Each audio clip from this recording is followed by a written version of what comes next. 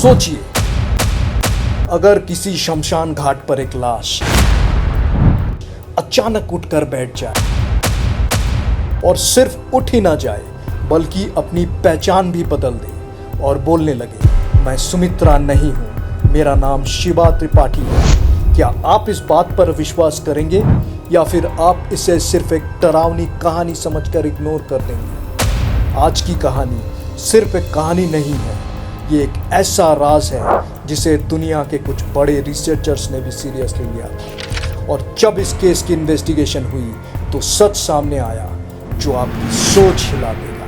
Hello दोस्तों, मैं हूं संदीप और आज हम बात करने वाले हैं एक ऐसे रियल लाइफ केस के बारे में जहां मौत के बाद सिर्फ पुनर्जन्म ही नहीं बल्कि बॉडी रिप्लेसमेंट जैसे कॉन्सेप्ट्स भी सामने आए। ये कहानी है सुमित्रा और शिवा की, एक ऐसी कहानी जहां एक लड़की मरने के बाद जिंदा हो जाती है लेकिन वो खुद को कोई और बताती है और सबसे डरावनी बात, वो अपने कातिल का नाम लेने लगते हैं।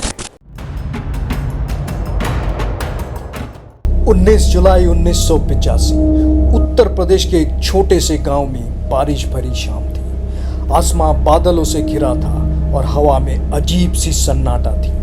उस दिन सुमित्रा नाम की 16 साल की लड़की का अंतिम संस्कार होने वाला था। उसका शरीर सफेद कपड़े में लिपटा हुआ चिता पर रखा गया। परिवार रो रहा था और उसका पति जगदीश बिल्कुल टूट चुका था। लेकिन जैसे ही आग जलाने की तैयारी हो रही थी, अचानक लाश हिलती है, फिर धीरे से वो लड़की उठकर बैठ जाती है। पूरा शमशान एक पल के लिए जम जाता है। फिर लोग चीखने लगते हैं, भूत भूत, सब भागने लगते हैं। लेकिन जगदीश वो भागता नहीं, वो दौड़कर अपनी पत्नी को गले लगा लेता है और रोता हुआ कहता है, सुमित्रा तुम जिंदा हो। पर उसके बाद जो होता है वो और भी ज्यादा शॉकिंग था। सुमित्रा अपने पति को जोर से धक्का देती है और चीख कर कहती है, कौन सुमित्रा, आप कौन हो? मेरा नाम शिवा त्रिपाठी है। ये सुनते ही जगदीश के पैरों तले जमीन खिसक जाती है क्योंकि सुमित्रा कभी ऐसे बात नहीं करती थी, ना इतनी तेज आवाज में, ना इतनी अलग पर्सनालिटी के साथ। उसकी आंखों में भी कुछ अलग था, जैसे कोई और उसके अंदर से देख रहा हो। अब जरा पीछे चलते हैं। सुमित्रा का जन्म एक गरीब परिवार में हुआ था। बचपन में ही मां की मौत हो गई और पिता अक्सर घर से बाहर रहते थे। सुमित्रा अकेली रहती थी और सबसे बड़ी बात, वो कभी स्कूल नहीं गई थी। ना पढ़ना आता था ना लिखना, सिर्फ उंगली का निशान लगा सकती थी। 13 साल की उम्र में उसकी शादी हो गई जगदीश से। शादी के बाद भी उसकी जिंदगी आसान नहीं थी, पर एक चीज थी जो उसे खुश रखती थी, उसका बेटा। 1985 के शुरुआत में सुमित्रा के बिहेवियर में बदलाव आना शुरू हुआ। एक दिन वो रास्ते से जा रही थी, अचानक वो रुक गई, बिल्कुल स्टैचू की तरह, ना हिलना ना बोलना। फिर उसकी आंखें उलट गई और उसका शरीर झटके लेने लगा, जैसे किसी ने उस पर कब्जा कर लिया। गांव के लोग डर गए।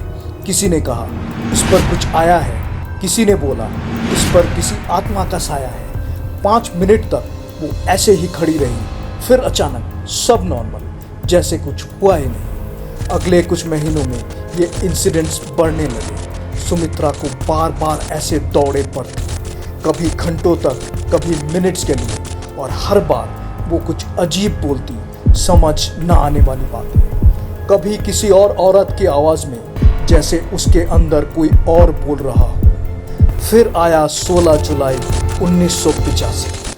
उस दिन सुमित्रा ने एक ऐसी बात बोली जो सबको हिला कर रख दिया। उसने बोला, 3 दिन बाद मैं मर जाऊंगी। सब शॉक में थे लेकिन किसी ने सीरियसली नहीं लिया। 3 दिन बाद 19 जुलाई, शाम ढल रही थी। आसमान हल्का सा लाल हो चुका था। हवा में एक अजीब सी खामोशी थी, जैसे कुछ होने वाला हो। सुमित्रा घर के बाहर खड़ी थी, बिल्कुल चुप। अचानक सुमित्रा की सांसें तेज होने लगती हैं, पहले हल्की, फिर बहुत तेज। आंखें फैलने लगती है, जैसे उसे कुछ दिख रहा हो जो बाकी किसी को नहीं दिख रहा। सुमित्रा, क्या हुआ? घर के लोग चीख कर पूछते हैं, लेकिन वो जवाब नहीं देती। उसकी सांसें और तेज, फिर एकदम से धीरे धीरे कम होने लगती है और फिर वो वही जमीन पर गिर जाती है। सुमित्रा! कोई उसका नाम चीख रहा था, लेकिन सुमित्रा बिल्कुल शांत थी। ना कोई हरकत, ना कोई आवाज़, सिर्फ एक सन्नाटा। तुरंत डॉक्टर को बुलाया जाता है। कुछ ही देर में डॉक्टर आती है। सबकी सांसें जैसी रुकी हुई थी। डॉक्टर झुककर नब्ज चेक करती है और फिर डॉक्टर धीरे धीरे खड़ी होती है। वो सबकी तरफ देखकर कहती है, वो मर चुकी है। ये सुनते ही जैसे वक्त रुक गया। लेकिन सबसे डरावनी बात ये थी, ये वही तारीख है जो सुमित्रा ने 3 दिन पहले खुद बोली थी, 19 जुलाई। क्या ये सिर्फ एक कोइंसिडेंस था, या फिर क्या सुमित्रा सच में जानती थी कि उसका वक्त कब ख़त्म होने वाली है? और अगर हाँ, तो फिर एक और सवाल खड़ा होता है, क्या ये सिर्फ सुमित्रा की कहानी थी या फिर किसी और की कहानी? इसके बाद जो हुआ वो हम पहले ही देख चुके हैं। सुमित्रा की बॉडी को तैयार किया जा रहा था अंतिम संस्कार के लिए। तभी सुमित्रा उठकर बैठ गई थी और खुद को शिवा बताने लगी। वो अक्सर कहती, मुझे मेरे घर जाना है, मेरे पापा के पास, मेरी 2 बेटियां रिंकू और टिंकू के पास। ये सुनकर सब हैरान रह गए। फिर जगदीश ने टेस्ट लेने का फैसला किया। उसने कहा, ठीक है, अगर तुम शिवा हो तो अपने घर का एड्रेस लिखो। ये एक सिंपल टेस्ट था, सिंपल लेकिन पावरफुल, क्योंकि सब जानते थे सुमित्रा ने कभी स्कूल प्रॉपरली अटेंड नहीं किया था। वो लिखना तक ठीक से नहीं जानती थी। सबकी नज़रें उस पर टिक गई। सुमित्रा बिना कुछ बोले कागज़ और पेन उठा लेती है और फिर वो लिखना शुरू करती है। एक एक शब्द बिल्कुल साफ, बिल्कुल ठीक, जैसे कोई आदत हो। कुछ सेकंड्स के अंदर वो कागज़ जगदीश के हाथ में दे देती है। रूम में पिन ड्रॉप साइलेंस था। जगदीश धीरे से वो कागज़ देखता है और उसका चेहरा सफ़ेद पड़ जाता है, क्योंकि उस पर लिखा था एक पूरा एड्रेस, साफ हिंदी में, बिना किसी गलती के। ये देखते ही घर के सब लोग एक दूसरे को देखने लगते हैं। किसी के पास कोई एक्सप्लेनेशन नहीं था। एक लड़की जो लिखना नहीं जानती थी, वो इतनी परफेक्ट कैसे लिख सकती है? और सबसे बड़ी बात, ये एड्रेस क्या सच में किसी शिवा का था? उस पल ये सिर्फ एक टेस्ट नहीं रहा, ये बन गया सबूत, या फिर एक और गहरी पहेली जिसका जवाब अभी किसी के पास नहीं था। जगदीश ने सच्चाई जानने के लिए उस पते पर एक चिट्ठी लिखने का फैसला किया और उसने एक चिट्ठी में पूरी बात लिखकर उसे उस दिए गए पते पर भेज दिया।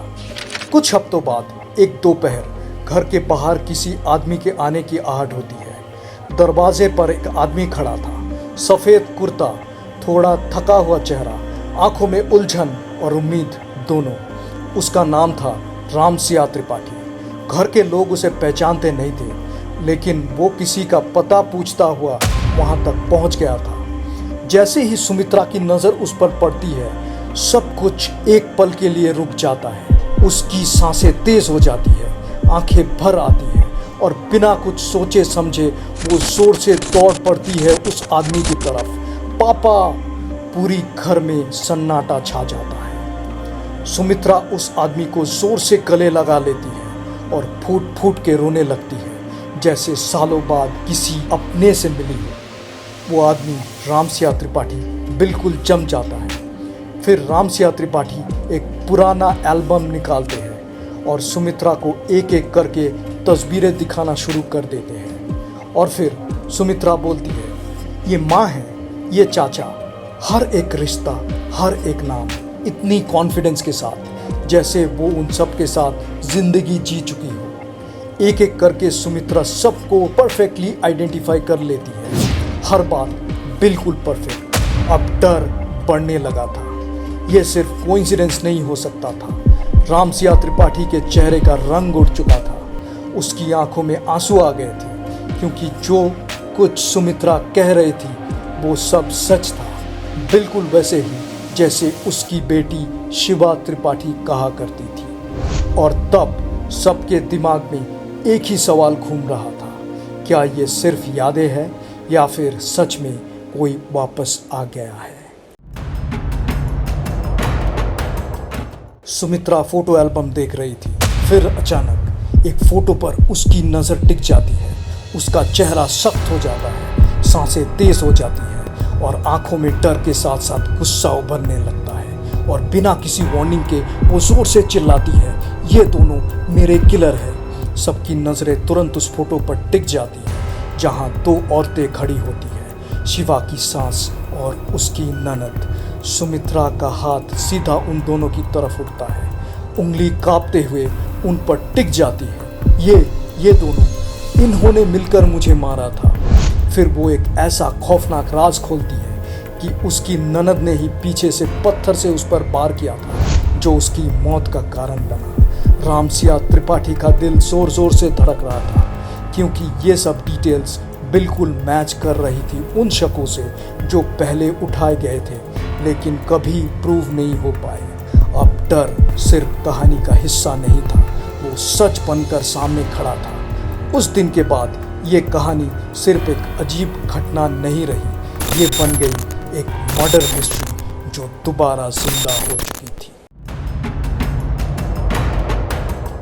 इस केस की खबर धीरे धीरे गांव की सीमाओं से बाहर निकलकर शहरों तक पहुंचने लगती है और फिर मीडिया की नज़र इस पर पड़ती है। अखबारों में हेडलाइंस छपने लगती है, छोटी बच्ची ने पहचाने अपनी कातिल।